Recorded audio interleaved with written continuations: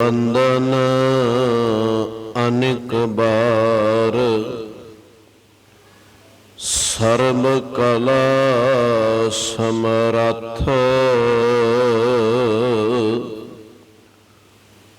डोलण ते राखो प्रभु नानक दे कर हथ जीता जियो पिंड सब तेरा तो अंतर जामी पुरख भगवान दासन दास कहे जन नानक जेहा तू कराए तेहा हाँ करी वखियान। सतनाम वाहिगुरु साहिब जी तीरथ बरत अरदान कर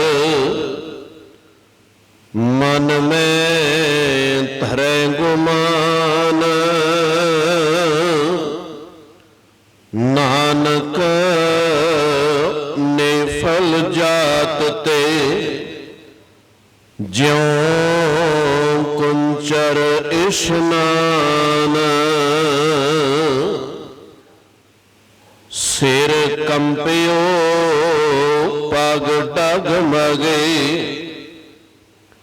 नैन जोत ते हीन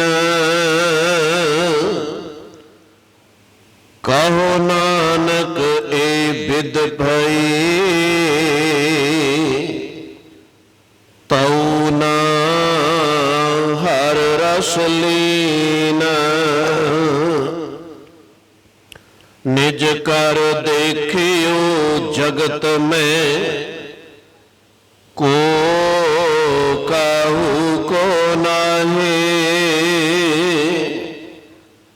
नानक थिर हर भगत है ते राखो मन माहे निज कर देखियो जगत में को काहू को नाहे नानक तेर हर भगत है तेरा खो मन माहे।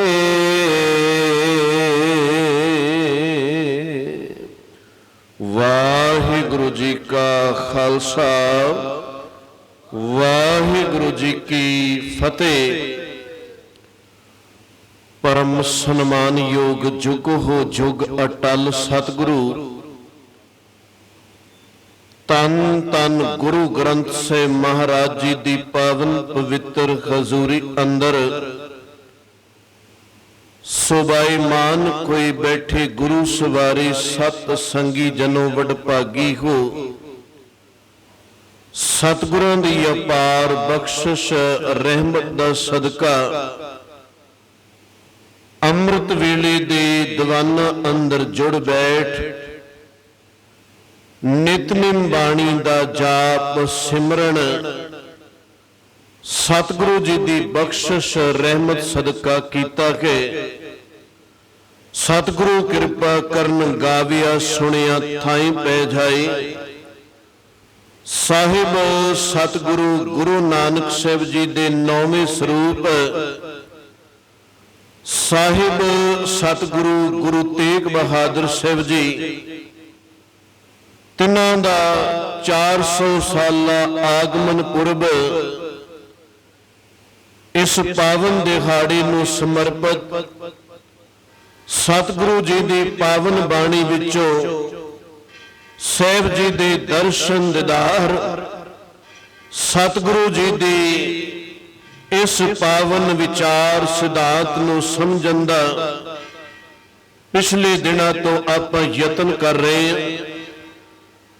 कल से बोल साझे कर रहे सन कि ए इंसान जिहड़ी मुक्ति अपने कोल एक कर्म कांडी एक ब्राह्मण लई फिरदा है, वो मुक्ति सिर्फ जीव दे संसार दे विचों जाण तो बाद दी ही है कि आ दान पुण्य कीता जाए तुहाडा प्राणी गया मुक्त हो जाएगा।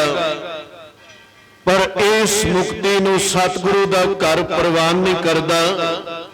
साहब कहन लगे मैं तां तैनूं जिउंदे जी ही मुक्त करना चाहुंदा, बस जिहड़े तेरे हिरदे अंदर विकार, जिहड़े तेरे हिरदे अंदर बंधन पैदा हो गए, इन्हां बंधनां नूं गुरु दी बख्शिश रहमत सदका गुरु दी विचारधारा दे नाल दूर कर ले ते तू जिउंदे जी ही मुक्त हो जाएगा। ताई शायद आपां इन्हां बचनां नूं पिछे एक दो बार विचारिया कि रब दे प्यारे जिहड़े खन बिल्कुल निरभउ हो जांदे ने, आम मनुखता तो तां उन्हां ने की डरना, ਉਹ ਤਾਂ ਧਰਮ ਰਾਜ ਚਿੱਤਰ ਗੁਪਤ ਦੀ ਵੀ ਪਰਵਾਹ ਨਹੀਂ ਕਰਦੇ। ਸੰਤਨ ਮੋਕੋ ਪੂੰਜੀ ਸੌਂਪੀ ਤੋਂ ਉਤਰਿਆ ਮਨ ਕਾ ਧੋਖਾ, ਜਿਹੜਾ ਧੋਖਾ ਇਸ ਪੰਡਤ ਨੇ ਪਾਇਆ ਹੋਇਆ ਸੀ। ਸੰਤਨ ਮੋਕੋ ਪੂੰਜੀ ਸੌਂਪੀ ਤੋਂ ਉਤਰਿਆ ਮਨ ਕਾ ਧੋਖਾ, ਧਰਮ ਰਾਏ ਅਬ ਕਹਾ ਕਰੇਗੋ ਜੋ ਫਾਟੇ ਸਗਲੂ ਲੇਖਾ। ਜਦੋਂ ਸਾਰੇ ਲੇਖੇ ਜੋਖੇ ਗੁਰੂ ਨਾਲ ਮਿਲ ਕੇ ਪੜਵਾ ਲਏ, ਹੁਣ ਮੇਰਾ ਕੋਈ ਵੀ ਕੁਝ ਨਹੀਂ ਵਿਗਾੜ ਸਕਦਾ। ਇਹੋ ਜਿਹੀ ਮੁਕਤੀ ਸਤਿਗੁਰੂ ਦਾ ਘਰ ਸਾਨੂੰ ਦੇਣੀ ਚਾਹੁੰਦਾ ਹੈ। ਇਹਨਾਂ ਬਚਨਾਂ ਨੂੰ ਕੱਲ ਆਪਾਂ ਵਿਚਾਰ ਰਹੇ ਸਾਂ।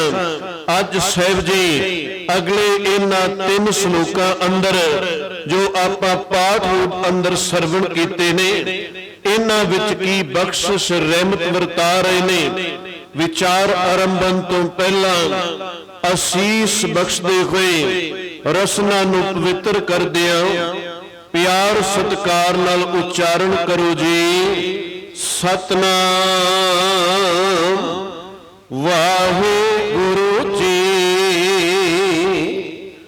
ਸਾਹਿਬ ਜੀ ਦੇ ਇਹ ਬਚਨ ਕਹਿਣ ਲੱਗੇ, ਤੀਰਥ ਵਰਤ ਅਰਦਾਨ ਕਰ, ਮਨ ਮੈਂ ਧਰੇ ਗੁਮਾਨ, ਨਾਨਕ नेफल जात ते ज्यों कुंचर इशनान। रमता अंदरी साहब ने 3 बचन सांझे कर दिते। एक तीर्थां दी गल, एक वर्त रखण दी गल ते एक दान दी गल। तीरथ वर्त अर दान कर, साहब कहन लगे माड़ा काम नहीं करना चाहिए, तीर्थां ते भी जाना चाहिए। इस तरह के वर्त भी रखने चाहिए ने। वो अगे विचारांगे किहड़े वर्त की साहब गल कर रहे ने। फिर है दान, साहब कहन लगे दान पुण्य भी करना चाहिए, पर कम सारा इत्थे आके खराब हो गया जदों मन में धरे गुमान, मन दे अंदर एक हंकार करके बैठ गया कि ये सब कुछ मैं कीता, जां इन्ना कुछ करन तो बाद फिर ये इंसान थां थां ते आके दसदा फिरदा है मैं तीर्थां ते गया, मैं इन्ने दिन उन्हां तीर्थां ते रहा, मैं अपने वल्लों कुछ वर्त रखे, मैं अपने वल्लों दान पुण्य कीता। साहब कहन लगे ये सब कुछ जे किते गुप्त रख लैंदा, थां थां ते चर्चा ना करदा, ते शायद तेरा ये कीता होया दान पुण्य तेरा तीर्थां ते गया होया सफला हो जांदा, पर तू तां मान करके बैठ गया। नानक नेफल जात ते ज्यों कुंचर इशनान। साहब कहन लगे सारा ही बेकार चला गया। उदाहरण साहब दे रहे ने, जिवें एक हाथी नूं इशनान करवाया जांदा है ते हाथी बहुता समा साफ सुथरा नहीं रह सकता। अजे हाथी नूं इशनान कराउण वाला सज्जन हाथी नूं पानी तो बाहर छड्ड के जांदा है ते आप उस नदी नाले अंदर ਇਸ਼ਨਾਨ ਕਰਨ ਵਾਸਤੇ ਚਲਾ ਗਿਆ। ਜਿਸ ਵਕਤ ਉਹ ਸੱਜਣ ਵਾਪਸ ਆਉਂਦਾ ਹੈ, ਕੀ ਦੇਖਦਾ ਹੈ? ਜਿਸ ਹਾਥੀ ਨੂੰ ਮੈਂ ਹੁਣੇ ਨਵਾ ਕੇ ਸਾਫ਼ ਸੁਥਰਾ ਕਰਕੇ ਗਿਆ, ਮੇਰੇ ਆਉਂਦਿਆਂ ਤੱਕ ਹਾਥੀ ਨੇ ਫਿਰ ਆਪਣੇ ਉੱਪਰ ਚਿੱਕੜ ਸੁੱਟ ਲਿਆ। ਕੀ ਫਾਇਦਾ ਹੋਇਆ ਇਸ ਨੂੰ ਨਹਾਉਣ ਦਾ? ਕੀ ਫਾਇਦਾ ਹੋਇਆ ਇਸ ਨੂੰ ਸਾਫ਼ ਸੁਥਰਾ ਕਰਨ ਦਾ? ਸਾਹਿਬ ਕਹਿਣ ਲੱਗੇ, ਕਿਤੇ ਤੇਰੀ ਹਾਲਤ ਵੀ ਤਾਂ ਐਸੀ ਨਹੀਂ। ਦੁਨੀਆ ਦੇ ਅੰਦਰ ਜੇ ਕਿਸੇ ਨੂੰ ਕੋਈ ਪੁੱਛ ਲਿਆ ਜਾਏ ਤੇਰੇ ਕੋਲ ਮਾਇਆ ਕਿੰਨੀ ਕੁ ਹੈ, ਤੇ ਸ਼ਾਇਦ ਕੋਈ ਵੀ ਸਹੀ ਨਾ ਦੱਸੇ। ਬੈਂਕ ਬੈਲੈਂਸ ਕੋਈ ਕਿਸੇ ਨੂੰ ਸਹੀ ਨਹੀਂ ਦੱਸਦਾ। ਬਸ ਜੇ ਪੁੱਛਿਆ ਵੀ ਜਾਏ ਤੇ ਇਹੀ ਕਿਹਾ ਜਾਂਦਾ ਕਿ ਦਾਲ ਰੋਟੀ ਚੱਲ ਰਹੀ ਏ, ਕੰਮ ਚੱਲ ਰਹੇ ਨੇ। ਦੁਨੀਆ ਦਾ ਬੈਂਕ ਬੈਲੈਂਸ ਇਨਸਾਨ ਕਿਸੇ ਨੂੰ ਨਹੀਂ ਦੱਸਦਾ, ਪਰ ਜਦੋਂ ਧਰਮ ਕਮਾਉਣਾ ਹੈ ਤੇ ਉਸ ਦੀ ਚਰਚਾ ਫਿਰ ਇਹ ਥਾਂ ਥਾਂ ਤੇ ਕਰਨ ਲੱਗ ਪੈਂਦਾ ਹੈ। ਜੇ ਕਿਤੇ ਨੇਮ ਵੀ ਨਿਭਾਉਣਾ ਹੋਵੇ, ਘਰ ਅੰਦਰ ਬੈਠਾ ਹੋਵੇ ਜਾਂ ਕਿਤੇ ਬੈਠਾ ਹੋਵੇ, ਇਸ ਦਾ ਯਤਨ ਹੁੰਦਾ ਹੈ ਕਿ ਚਾਰ ਮਨੁੱਖਾਂ ਨੂੰ ਹੋਰ ਪਤਾ ਲੱਗ ਜਾਏ, ਅੱਜ ਮੈਂ ਇਹ ਨੇਮ ਨਿਭਾਇਆ, ਅੱਜ ਮੈਂ ਇਹ ਆ ਕੇ ਗੁਰੂ ਘਰ ਅੰਦਰ ਸੇਵਾ ਕੀਤੀ, ਜਾਂ ਮੈਂ ਫਲਾਣੀ ਸੰਸਥਾ ਨੂੰ ਇਹਨਾਂ ਦਾਨ ਕਰ ਦਿੱਤਾ। ਸਾਹਿਬ ਕਹਿਣ ਲੱਗੇ, ਇਹ ਸਾਰਾ ਵਿਖਾਵਾ ਬਣ ਕੇ ਰਹਿ ਜਾਏਗਾ। ਤੀਰਥ ਵਰਤ ਅਰ ਦਾਨ ਕਰ, ਮਨ में ਧਰੇ ਗੁਮਾਨ, ਨਾਨਕ ਨੇਫਲ ਜਾਤ ਤੇ ਜਿਉ ਕੁੰਚਰ ਇਸ਼ਨਾਨ। ਸਾਹਿਬ ਕਹਿਣ ਲੱਗੇ, ਇਹ ਖਾਤੀ ਦੇ ਇਸ਼ਨਾਨ ਵਾਲੀ ਗੱਲ ਬਣ ਜਾਏਗੀ। ਅਸਲ ਅੰਦਰ ਇਸ ਇਨਸਾਨ ਨੂੰ ਆਪਣਾ ਤਨ ਧੋਣਾ ਤੇ ਆ ਗਿਆ, ਪਰ ਅਜੇ ਬਹੁਤਾਤ ਮਨ ਧੋਣਾ ਜਿਹੜਾ ਹੈ ਉਹ ਕੋਈ ਨਹੀਂ ਆਇਆ। ਕਦੀ ਸਮਾਂ ਸੀ ਇਸ ਦੇ ਘਰ ਦੇ ਅੰਦਰ ਪਾਣੀ ਦਾ ਪ੍ਰਬੰਧ ਨਹੀਂ ਸੀ। ਇਹ ਬਾਹਰ ਨਦੀਆਂ ਨਾਲਿਆਂ ਤੇ ਤਲਾਬ ਤੇ ਸਰੋਵਰ ਤੇ ਕਿਤੇ ਇਸ਼ਨਾਨ ਕਰ ਆਉਂਦਾ ਸੀ। ਸਮਾਂ ਪਾ ਕੇ ਫਿਰ ਇਸ ਨੇ ਆਪਣੇ ਘਰ ਦੇ ਅੰਦਰ ਸਰੀਰਕ ਤੌਰ ਤੇ ਇਸ਼ਨਾਨ ਕਰਨ ਦਾ ਇੰਨਾ ਪ੍ਰਬੰਧ ਕਰ ਲਿਆ ਕਿ ਜਿਸ ਕਮਰੇ ਦੇ ਅੰਦਰ ਰਹਿੰਦਾ ਹੈ ਉੱਥੇ ਨਾਲ ਬਾਥਰੂਮ ਅਟੈਚ ਕਰ ਲਿਆ, ਮੈਨੂੰ ਬਾਹਰ ਵੀ ਕਿਤੇ ਨਾ ਜਾਣਾ ਪਏ। ਅੰਦਰੇ ਅੰਦਰ ਇਹ ਇਸ਼ਨਾਨ ਪਾਨ ਕਰਦਾ ਹੈ, ਅੰਦਰੇ ਅੰਦਰ ਇਹ ਤਿਆਰ ਹੋ ਕੇ ਤੇ ਘਰ ਤੋਂ ਬਾਹਰ ਚੱਲ ਪੈਂਦਾ ਹੈ। ਸਰੀਰਕ ਤੌਰ ਤੇ ਬੜੀ ਸਮਝ ਪੈ ਗਈ, ਪਰ ਅਧਿਆਤਮਿਕ ਤੌਰ ਤੇ ਅਜੇ ਇਸ ਨੂੰ ਸਮਝ ਕੋਈ ਨਹੀਂ ਆਈ। ਇਹ ਅੰਦਰ ਦਾ ਵੀ ਜੇ ਸਾਫ਼ ਹੋਣਾ ਚਾਹੁੰਦਾ ਹੈ ਤੇ ਸਿਰਫ ਪਾਣੀ ਦੇ ਨਾਲ, ਜਲ ਦੇ ਨਾਲ ਹੀ ਸਾਫ਼ ਹੋਣਾ ਚਾਹੁੰਦਾ ਹੈ, ਇਸ ਤੋਂ ਅੱਗੇ ਨਹੀਂ ਵਧਣਾ ਚਾਹੁੰਦਾ। ਪਰ ਸਤਿਗੁਰੂ ਦੀ ਜਿਸ ਵਕਤ ਪਾਵਨ ਬਾਣੀ ਨੂੰ ਪੜ੍ਹਦੇ ਆ, ਕਹਿਣ ਲੱਗੇ, ਸੁੱਚੇ ਇਹ ਨਾ ਆਖੇ ਨੇ ਬੈਣ ਜੇ ਪਿੰਡਾ ਧੋਏ, ਸੁੱਚੇ ਸਈ ਨਾਨਕਾ ਜਿਨ ਮਨ ਵਸਿਆ ਸੋਏ। ਪਾਣੀ ਦੇ ਨਾਲ, ਜਲ ਦੇ ਨਾਲ ਤੇਰੀ ਅੰਦਰ ਦੀ ਸਫਾਈ ਕੋਈ ਨਹੀਂ ਹੋਣੀ, ਕਰੇ ਵੀ ਇਹ ਇਨਸਾਨ ਕੀ, ਕਿਉਂਕਿ ਅੰਦਰ ਤੇ ਇੱਕ ਤੜਪ ਹੈ ਕਿ ਮੈਂ ਸਾਫ਼ ਸੁਥਰਾ ਹੋ ਜਾਵਾਂ। ਜਿਵੇਂ ਕਿਸੇ ਇਨਸਾਨ ਨੂੰ ਪਾਣੀ ਦੀ ਪਿਆਸ ਲੱਗ ਜਾਏ, ਉਸ ਨੂੰ ਕਹੀਏ ਕਿ ਪਾਣੀ ਤਾਂ ਹੈ ਕੋਈ ਨਹੀਂ, ਹੋਰ ਜੋ ਵੀ ਖਾਣ ਵਾਸਤੇ ਮੰਗੇਗਾ, ਹਰ ਦਰਸ਼ਨ ਕੋ ਮੇਰਾ ਮਨ ਬੋ ਤਪਤਾ ਹੈ, ਜੋ ਤਰਖਾ ਬਿੰਤ ਬਿਨ ਨੀਰ।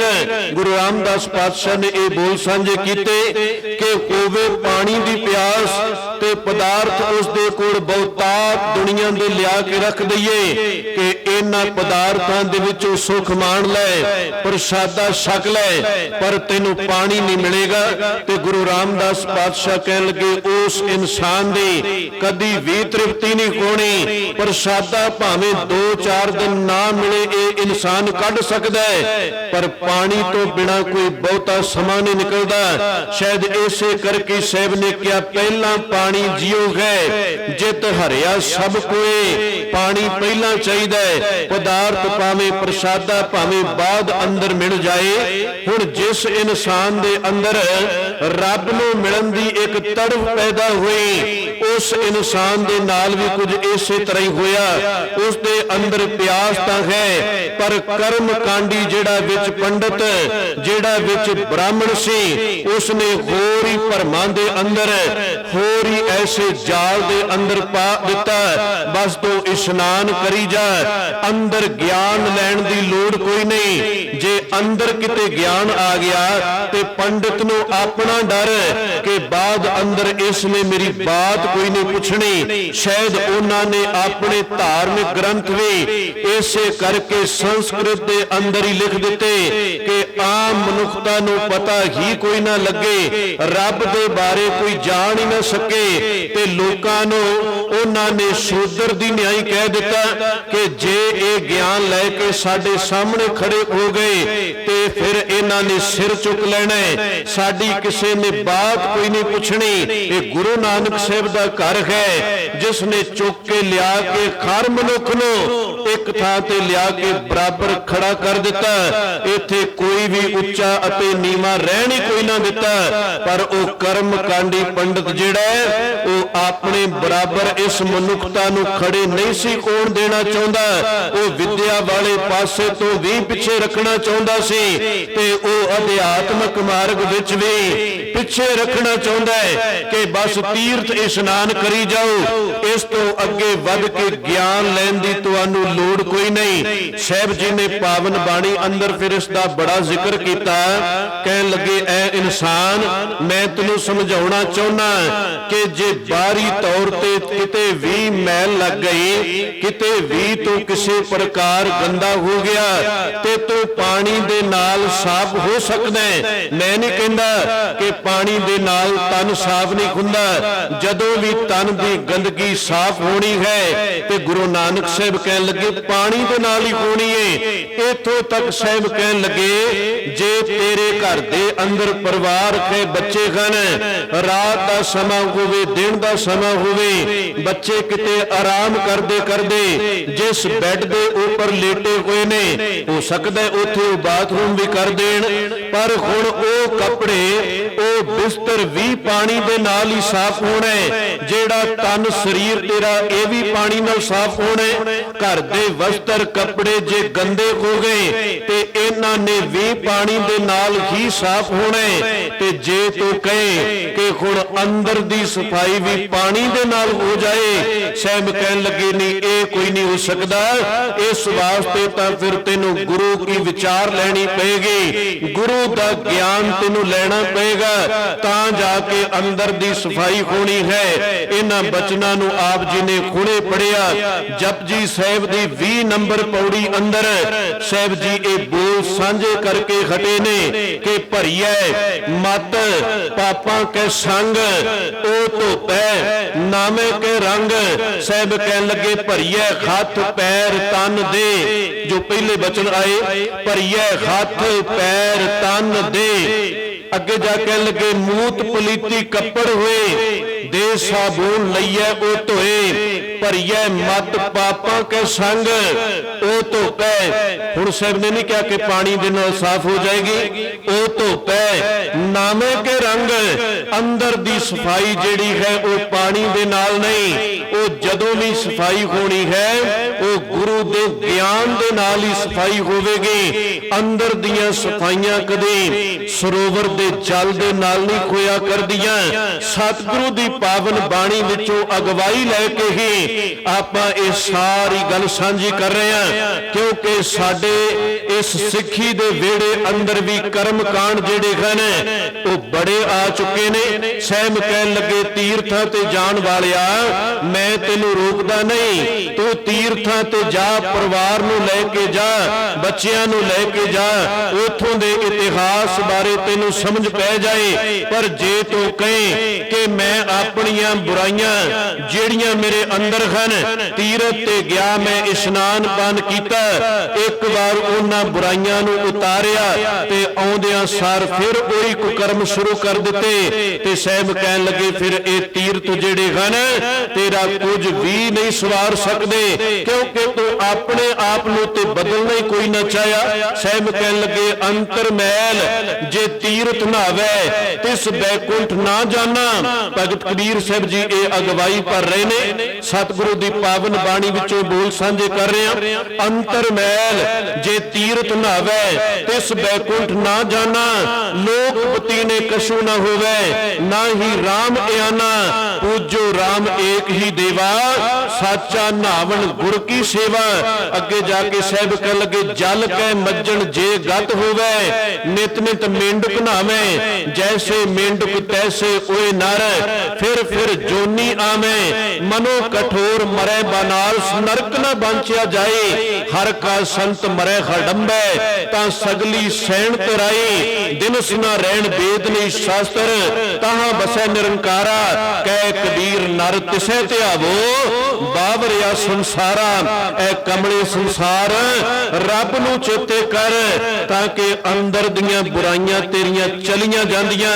साहिब जी ने नितनेम दी पावन बाणी अंदर होर भी एक दो थां ते सांझ पाई कहन लगे कि ये इंसान जिहड़े हन अंदरों बहुतात मैले हो गए। अंदरों जिन्नी देर गुरु की विचारधारा दे नाल सफाई नहीं करोगे उन्नी देर सतगुरु दे घर विचों फिटकारां उन्हां नूं ही पै जाणगियां जिहड़े गुरु के बचनां नूं पढ़ी ते जांदे ने पर मनदे कोई नहीं। गुरु गोबिंद सिंह पातशाह भी ये बोल सांझे करदे ने कहन लगे कहा भयो दो लोचन मूंद कै बैठ रहे हो बग ध्यान लगायो नहात फिरियो इशनान ही कल्ले कर ले नहात फिरियो लिए सात समुंदर लोग गयो पर लोग गवायो। साहब कहन लगे मैं एक सरोवर एक थां दा जिक्र नहीं करदा सत्ता समुंदरां अंदर जां सत्ता सरोवरां अंदर भी इशनान कर आई जे अपने आप नूं बदलण दा यतन नहीं करेगा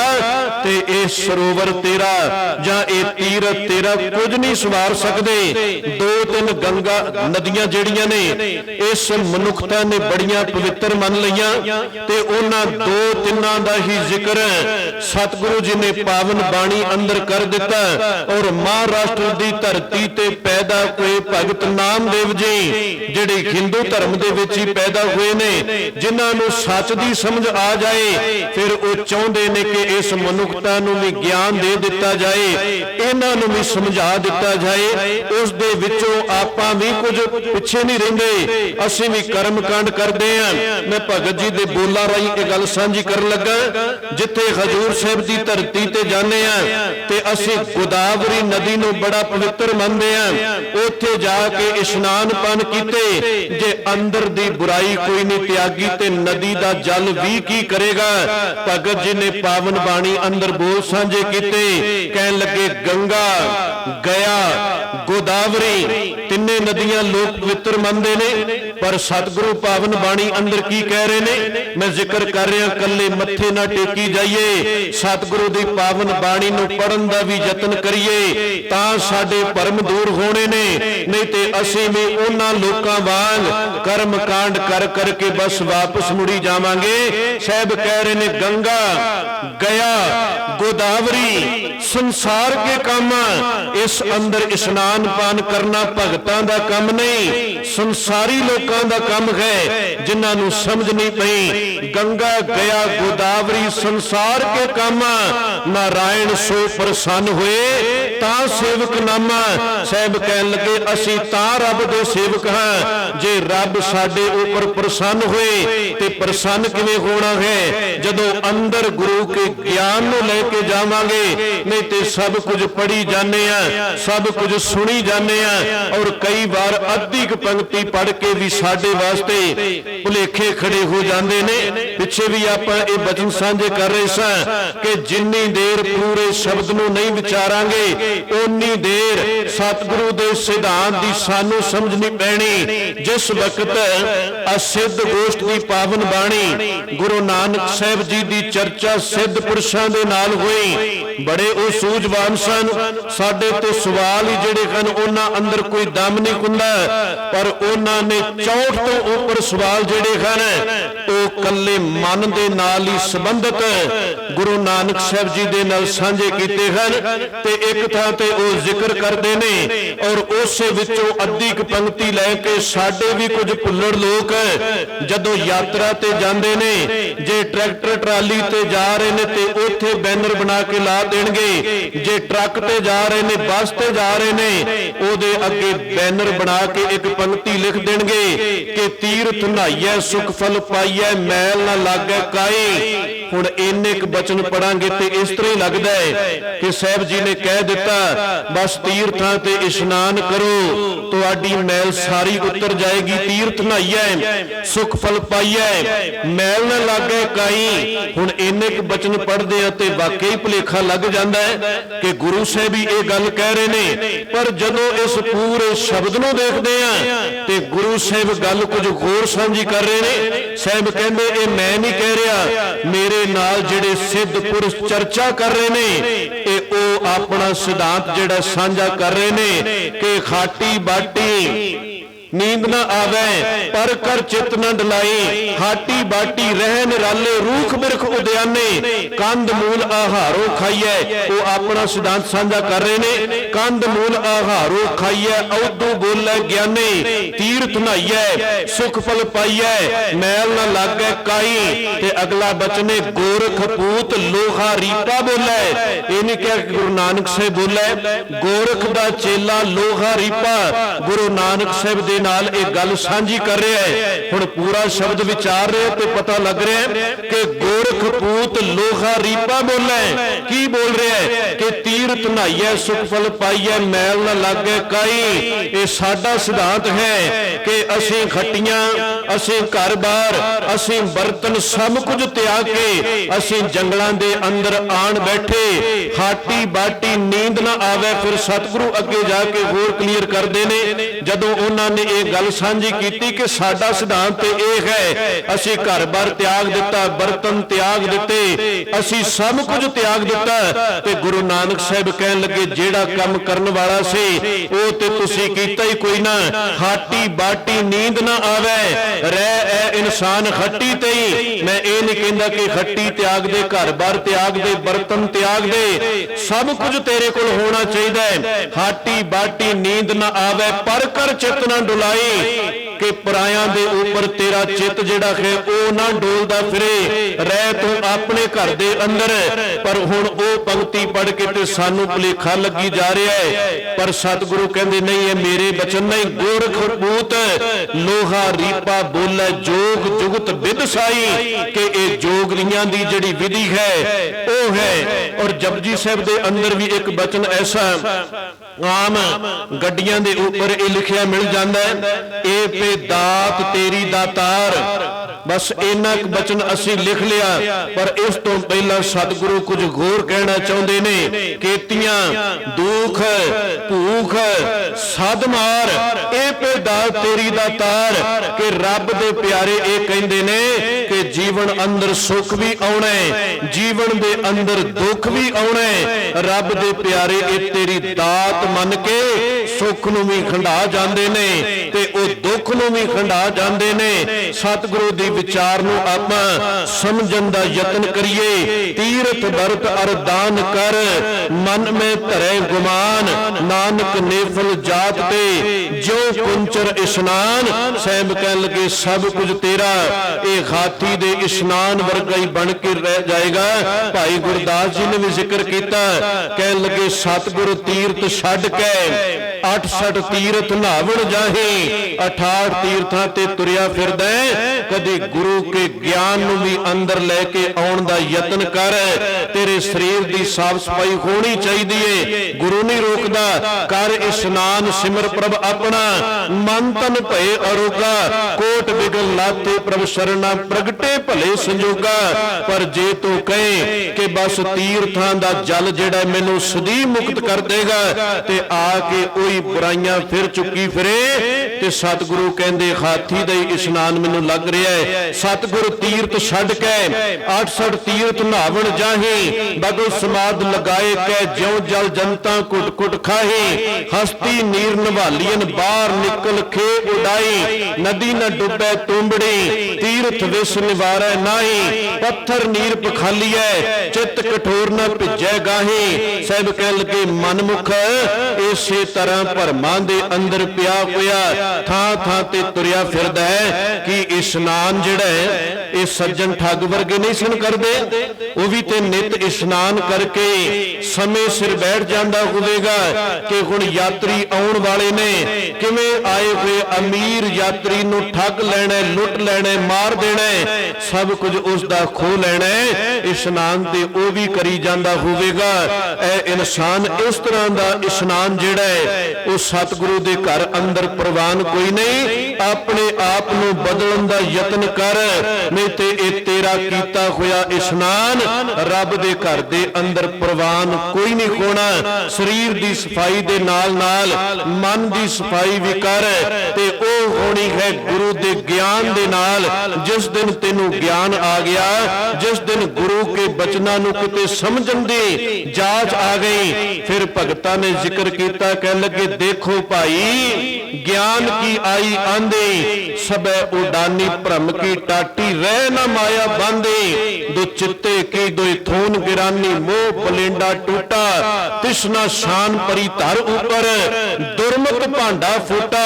ਸਹਿਬ ਕਹਿਣ ਲੱਗੇ ਰੱਬ ਦੇ ਪਿਆਰੇ ਜਿਨ੍ਹਾਂ ਕੋਲ ਗਿਆਨ ਆ ਜਾਏ, ਜਿਵੇਂ ਇੱਕ ਆਮ ਹਨੇਰੀ ਅੰਦਰ ਮਾੜੀ ਛਪਰੀ ਡਿੱਗ ਜਾਂਦੀ ਏ, ਇਸੇ ਤਰ੍ਹਾਂ ਅਗਿਆਨਤਾ ਦੀ ਛਪਰੀ ਜਿਹੜੀ ਸਾਡੇ ਅੰਦਰ ਬਣੀ ਹੋਈ ਸੀ, ਗਿਆਨ ਦੀ ਹਨੇਰੀ ਆਈ ਤੇ ਉਸ ਗਿਆਨ ਦੀ ਹਨੇਰੀ ਨੇ ਇਹ ਅੰਦਰ ਅਗਿਆਨਤਾ ਦਾ ਬਣਿਆ ਹੋਇਆ ਛੱਪਰ ਉਡਾ ਕੇ ਰੱਖ ਦਿੱਤਾ।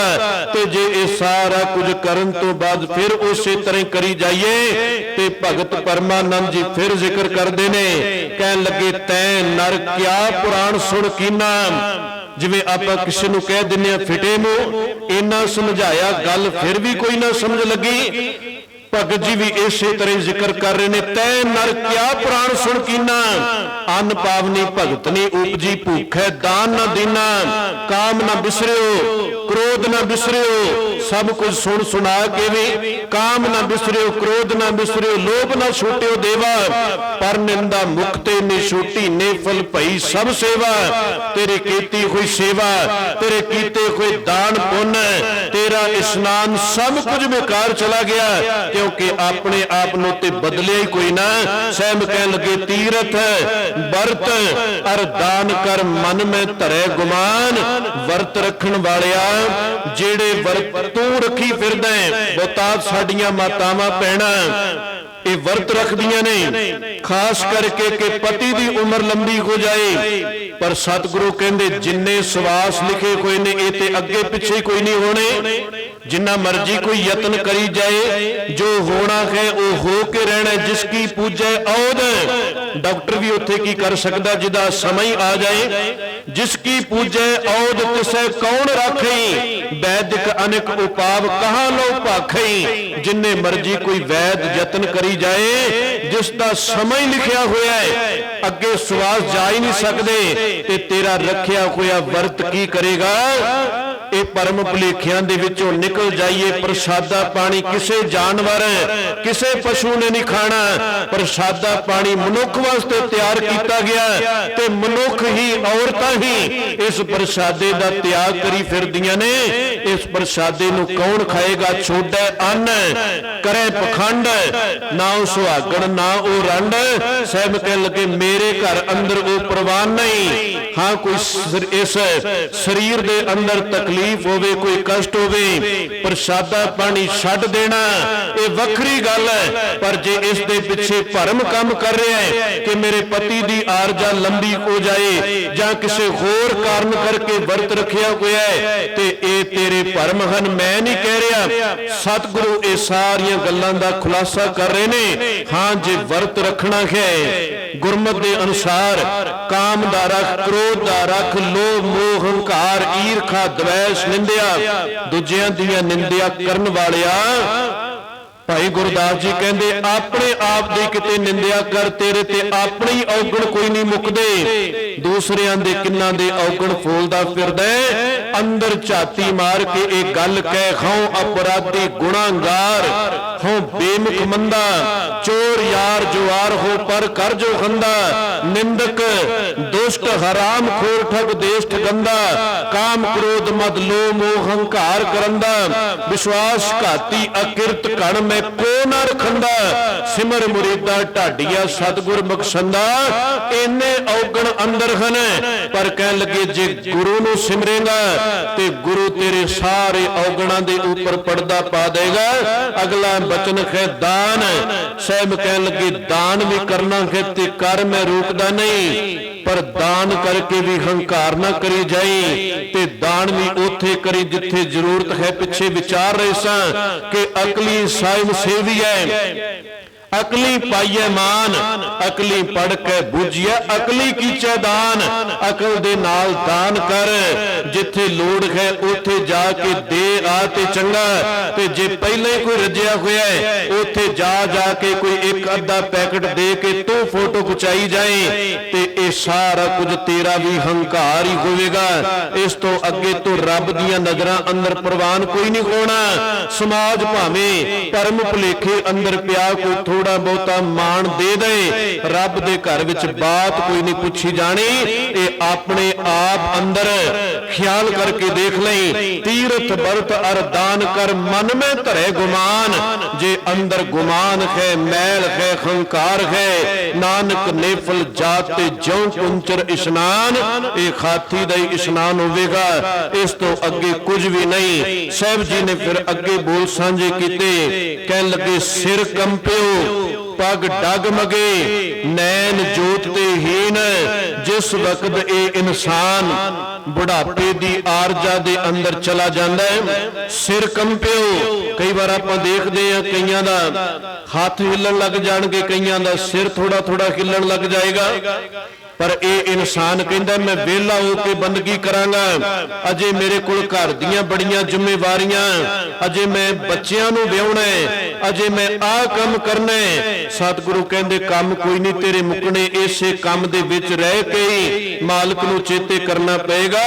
सिर कंपियो पग डगमगे नैन जोत हीण इन्हां नेत्रां दे अंदर भी जोत जिहड़ी मालक ने दित्ती सी वो दिनों दिन घटती जा रही। कहो नानक ये बिद भई तऊ न हर रसलीन कह लगे जदों ये अवस्था बन गई उदों नहीं रब की बंदगी होनी। भगतां ने पावन बाणी अंदर भी जिक्र किया नैनो नीर बह तनखीना भय केस दुदवानी रुदा कंठ शब्द नहीं उचरे अब क्या करे पुरानी उस वक्त कुछ नहीं होना आई तेरे को समा है मालक दी याद अपने हिरदे दे अंदर बना ले ताकि तेरा आया कोई सफला हो जाए। साहब जी ने फिर अगे बोल सांझे कीते निज कर देखे जगत में को काहू को नाहे थां थां दे सहारे लैण वालिया मित्रां नूं सदैव काल लई अपना समझण वालिया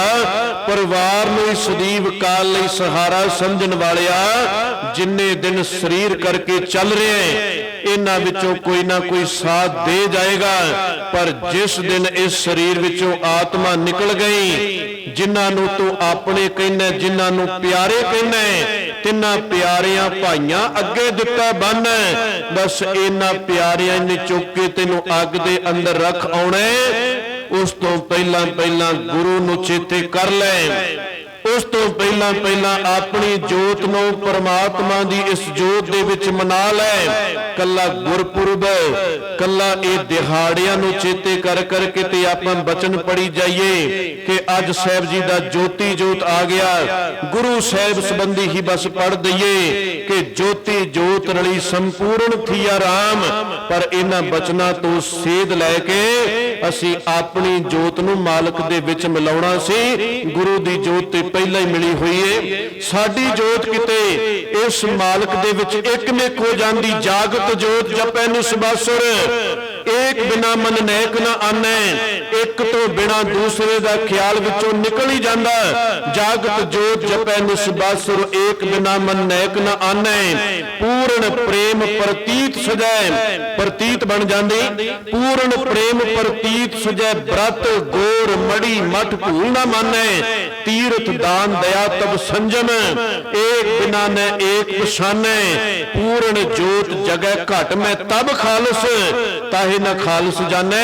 जिन्नी देर पूरे गुरु दी साडे अंदर जोत नहीं जगदी, उन्नी देर साहब कह लगे मैं खालसा नहीं मनदा। भावें ਉਹ ਖੰਡੇ ਬਾਟੇ की पौ लैके नेम भी निभाई जाए, जे गुरु ਨੂੰ अंदर ਥਾਂ ਕੋਈ नहीं दिता ਤੇ ਉਹ ਨਖਾਲਸ ही है, ਉਹ ਖਾਲਸਾ नहीं ਬਣਿਆ। ਤੇ ਜਿਹੜਾ ਕਿਤੇ ਅੰਦਰੋਂ ਪਹਿਰਾ ਦੇ ਦਏ, ਸਾਹਿਬ ਕਹਿਣ ਲੱਗੇ ਬਸ ਉਸੇ ਦੀ ਰਹਿਤ ਹੀ ਮੈਨੂੰ ਪਿਆਰੀ ਲੱਗਦੀ। ਜਬ लग खालसा रहे न्यारा, तब लग तेज देव में सारा। जब ए गहे विपरण की रीत, मैं ना करो इनकी प्रतीत। जे ए ब्राह्मण वालियां रीतां लैके थां थां ते तुरे फिरदे ने, कदी किते इशनान कर आए, कदी किते इशनान कर आए।